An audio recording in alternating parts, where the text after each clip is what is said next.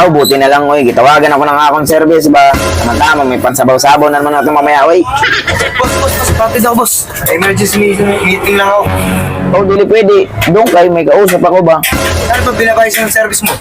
Oh, dili pwede magbayad-bayad. Ang ako, kasi may kausap na ako na, Titripping ko, boss. Atid mo na ako.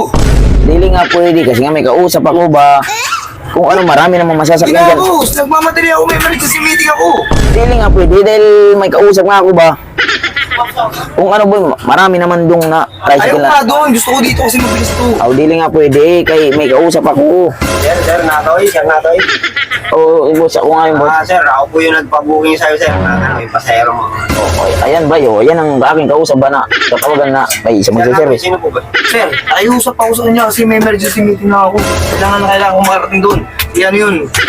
Ang gipaliliwanag ko nga sa kanya, dili nga pwede kasi nga may kausap na ako sa cellphone na magsiservice ako. Pilit niya sa akin na pag-service siya. Sir, hindi pwede yun kasi ako una nagpapagyan, sir. Ako mo po eh. Sabi ko nga sa kanya, tatapatan ko yung babayad mo. Ititripli ko ba? Sir, may pasahero ka na pala eh. O dili nga pwede kasi nga siyang kausap ko ba. Kung anong marami naman masasakyan dyan na tricycle. Hindi, sir. Ako na lang po kaalis. Sige, hanap na lang po ibang tricycle. Boss, ayoko nga sumakay sa iba. Gusto ko nga dito kasi mabilis dito. Kung ayaw mo kuya Ted, aalis na lang ako. Maghanap ako na iba. Sabi ka na wala talaga. Boss.